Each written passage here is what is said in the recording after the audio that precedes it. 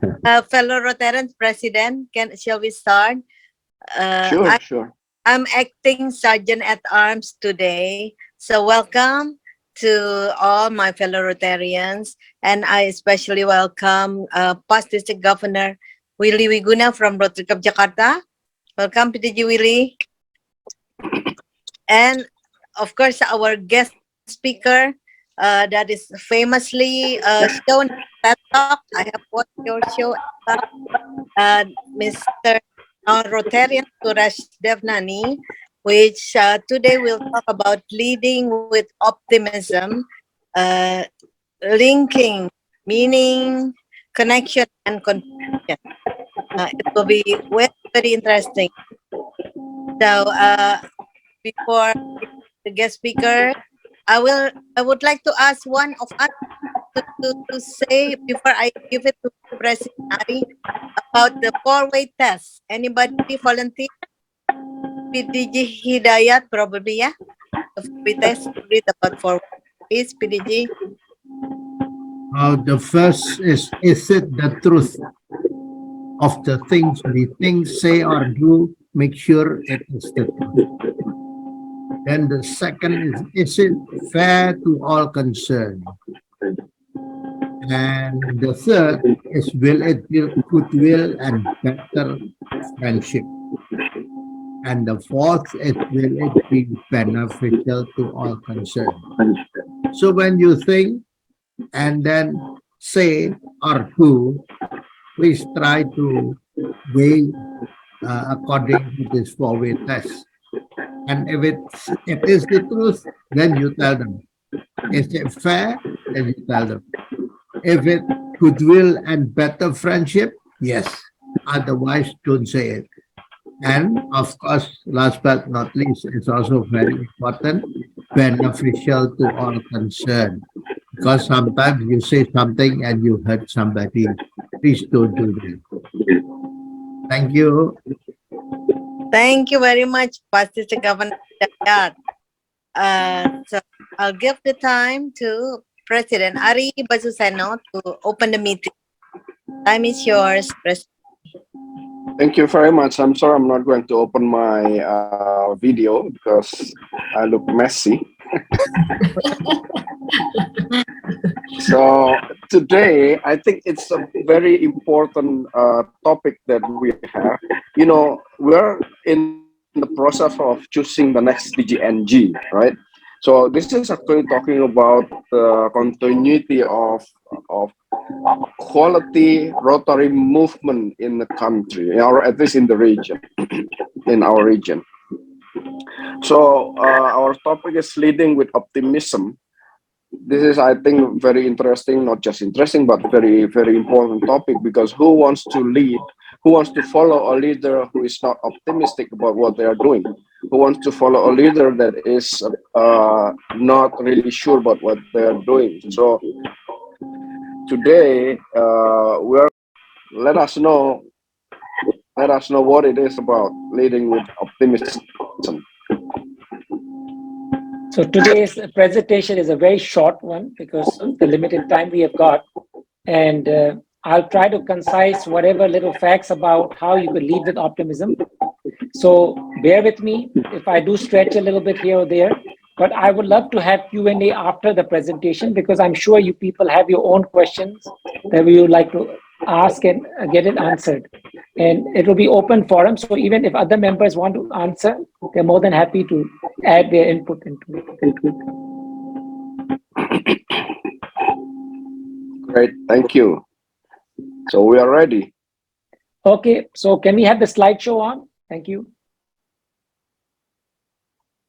So as already we have been hearing about it, today's topic is leading with optimism, linking meaning, connection, and contribution. And these are the fair values of what a Rotarian is also, because we are all about being in this group to make a good connection, make it meaningful for all of us, and contribute to society, because we all are here to do good for people.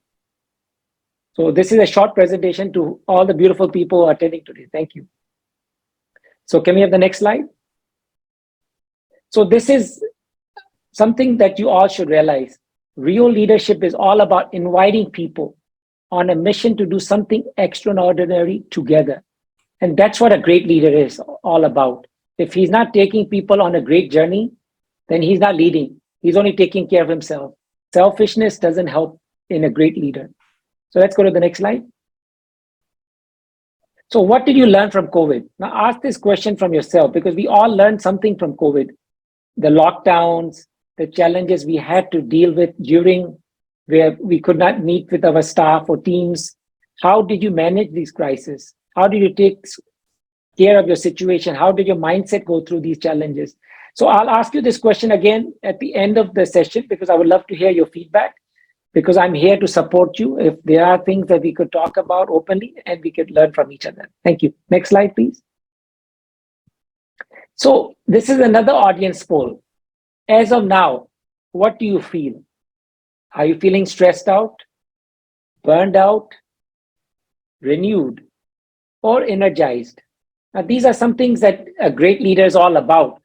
It's not wrong to sometimes feel stress, but we should know the skills, how to renew or energize ourselves whenever we fall into that trap of burnout. So these are the skills that we are all going to learn about today. And again, think about it, because it's okay to be stressed out. Because if you don't even take care of your emotions, how do you know how to fix them later? Next slide, please. So then look at this chart. See, it keeps changing you every time that you are thinking differently. Okay, let's go to the next slide. Double click it one more time. Yeah. So this is the World Happiness Chart right now. It's compiled every year. So this is for 2022. And you can see Indonesia sits at number 87 out of all the countries in the world, which is not a very high score. In fact, last year, Indonesia was 84. So somehow this year, people are feeling less happy than before. So we have to figure out why that's happening. In most cases, it's inflation due to the rise of cost of living, and people are facing challenges who have lost their jobs, retention levels have gone down, and a lot of companies have left Indonesia. So that's why the happiness index has fallen in Indonesia right now. And you can see, you can compare this to others as well. So Indonesia is about 5.2 out of 8. The highest country, the happiest country in the world is Finland right now. And most of the Nordic countries sit in the happiest top 10. So Australia is at 7.2, which is not too bad. It's even higher than United States and Canada. And China, it's a little happier than us in Indonesia. And you can see India is at 3.8. So Indonesia is still doing quite well for themselves. And we can learn and improve our happiness index by finding oneness and helping each other. So that's what we are right now in Rotary. So we have to look at how we could actually make Indonesians happier as a society as well. Thank you. Next slide, please. So are you an optimist? A great leader has to be. If not, then how does he take care of those people who are pessimists? And it's allowed to be pessimist, because if you don't know the difference between what an optimist and pessimism is, how are you going to support the needs of people who are feeling hard? So optimist, next slide, please. I'll explain to you exactly the meaning of an optimist. Next slide. So this is what an optimist is. Optimist is someone who anticipates. He thinks ahead of positive outcomes in difficult situations. So as a great leader, you are already pre-planning for bad days.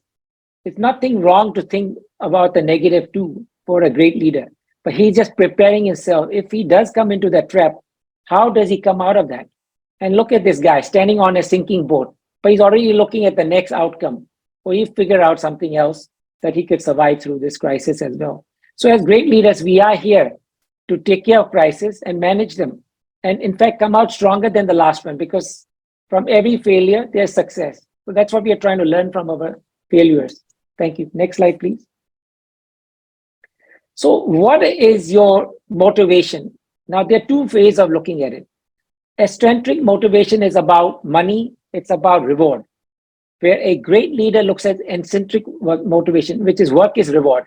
So it's about supporting one another to grow and become great leaders as well.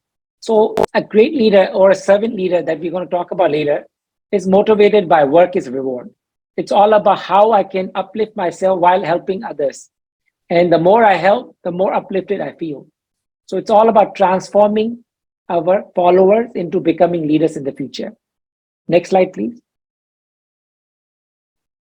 Can you click it? Yes. So a servant leader is all about compassion and contribution. It's about caring for others' feelings. It's someone with hope and faith who has a deep vision, who loves not only himself, but loves everyone and thinks about the well-being of everyone around him. And it's something of a deep calling. And he belongs to something greater, not only himself. And it brings in commitment, it uplifts productivity, it uplifts our satisfaction, and it thinks about the triple bottom line, not only of the single stakeholder about making profit, but he looks at customers and he looks beyond that where even the followers are benefiting. And it's all about performance. So how can we perform in harmony where we are supporting one another to grow? Thank you. Next slide, please. And this is something you should say to yourself every morning, stare at a mirror after a shower. I am enough. I'm already everything I need to be. And when you say these positive words, your day changes. Everything starts working out fine for you because you know, even though in the darkest hour, there's something greater than you who will support your needs. Thank you. Next slide. So this is a frame of spreading optimism. Somebody has to be an enabler. So a great leader is an enabler. Somebody who believes, who creates policies and creates programs for people to learn from. So these are just three figures that I have selected. One is Ratan Tata, who's a renowned philanthropist, who is the former chairman of Tata Group, which is a global phenomenon. And they all believe that they are not an enterprise. They are an organization to uplift people. So it's all about transforming leadership. And Bill Gates, of course, he is giving away so much of his money. And then the last one is another popular figure, who's Aditya Birla's wife, who also runs a lot of mindful mindset kind of organizations. She runs schools for the charity. So it's all about giving back to society. So there's an enabler, and then there is an individual who is a seeker and practices this. So it's always nice to combine the both equation together. So you are the enabler, but you have to also have people who want to follow you to learn from you. So it's all about mentor-mentee kind of relationship focused together. Thank you. Next slide, please. So this is how you could build a positive culture or society, because at the end of the day, the same equation could be even brought into a company. It could be brought into an MNC. It could be brought into a charity or like even a Rotary membership club. So we are the enablers. We are empowering people, empowering their health, helping them with a purpose, and building this relationship not only amongst ourselves as members, but about connecting with society, the people who need our help, who need to be uplifted.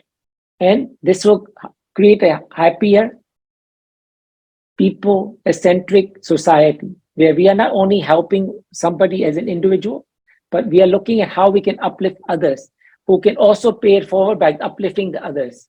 So it's about touching the right place where we can keep allowing this to keep expanding to the next place. Next slide, please. So this is what I like to spread. And this is what I specialize in the model called servant leadership.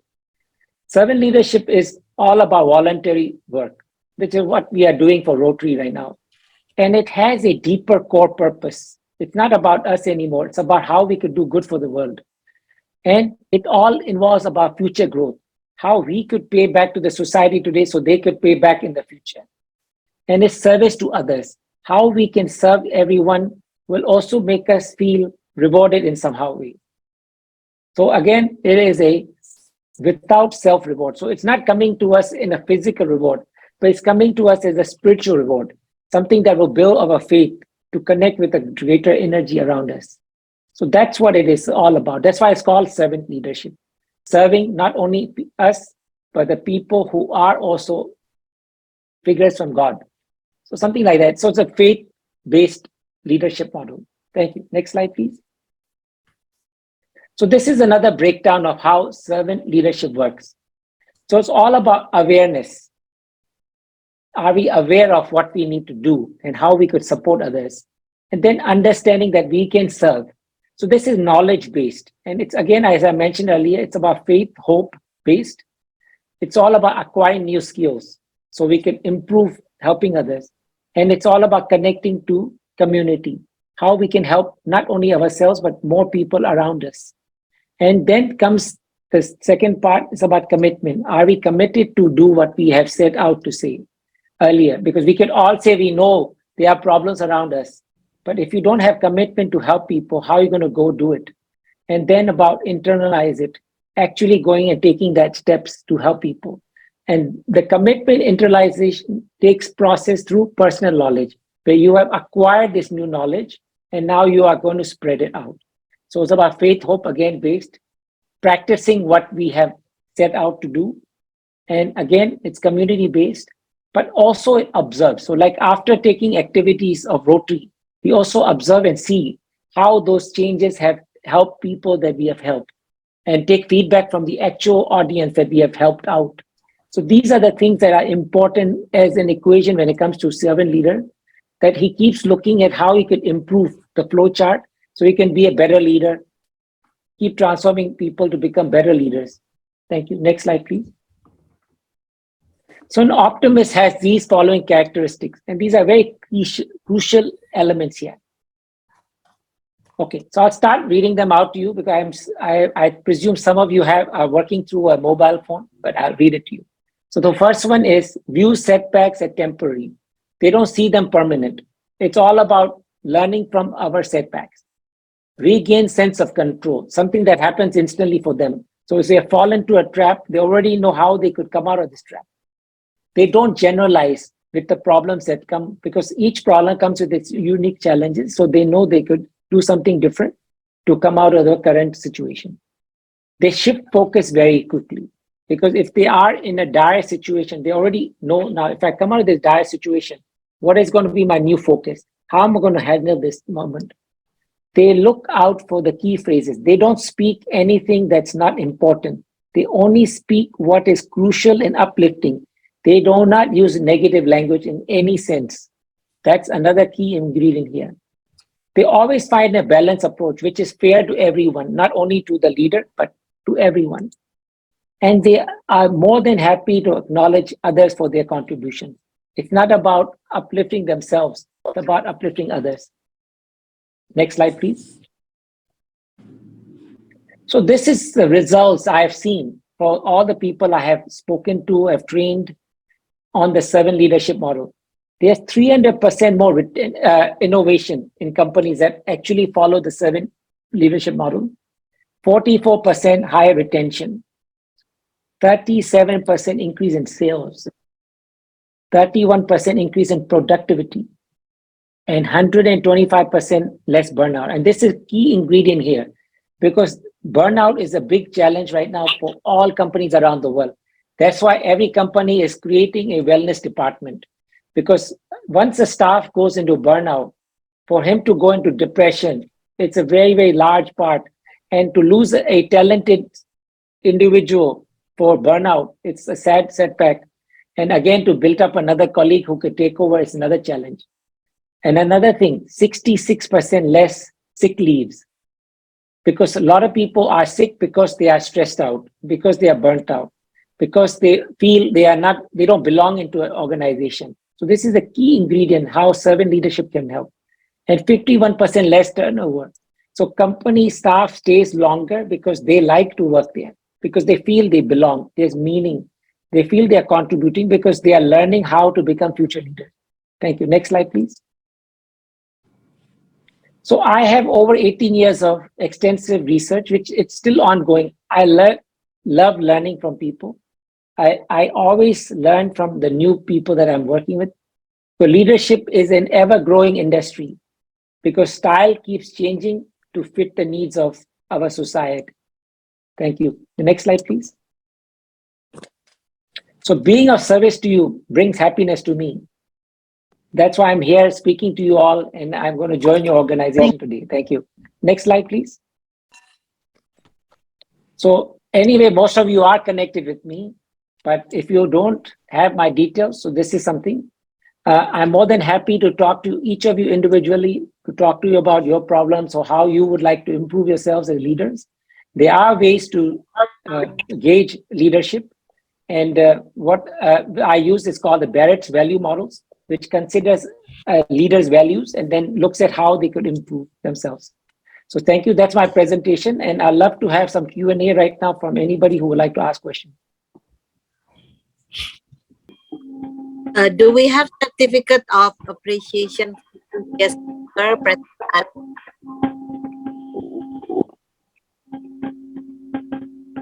Oh, very nice. Thank you. So thank you very much, Pak Suresh Thank you. Devani. Thank you. Yeah. If you come on that 27, you probably can tell us many more things too. Be my Thank you very pleasure. much again. Thank Yeah. you. Thank you. President, can you please read certificate of appreciation? Thank you. Kind of, And yeah. Hello. just one more thing. I wish all those people who are going through some medical health issues this week, may you get well soon and then see you next week in live. Yeah. Yeah. Hopefully we'll see you again in Sultan. Yes, Yeah. thank you. President Ari, can you please read the certificate of appreciation? Okay. So, Rotary Club of Jakarta Metropolitan Certificate of Appreciation presented to Dr. Suresh Devani, MBA, PhD. Thank you for generously sharing your valuable time and knowledge with us as guest speaker in Rotary Club of Jakarta Metropolitan. Signed, myself and Abdul Suryawansi as the secretary. Thank you again, Mr. Thank Suresh you. Devani. Thank you. Thank you. Yes, thank you very much. Thank you for coming, and thank you again, Pak Suresh. I believe it makes us stop and think about our own leadership and happiness. So hopefully we can do it again one more time. So by this, I close the meeting. So see you again next week. Hopefully, many of us will be able to come. Thank you and goodbye.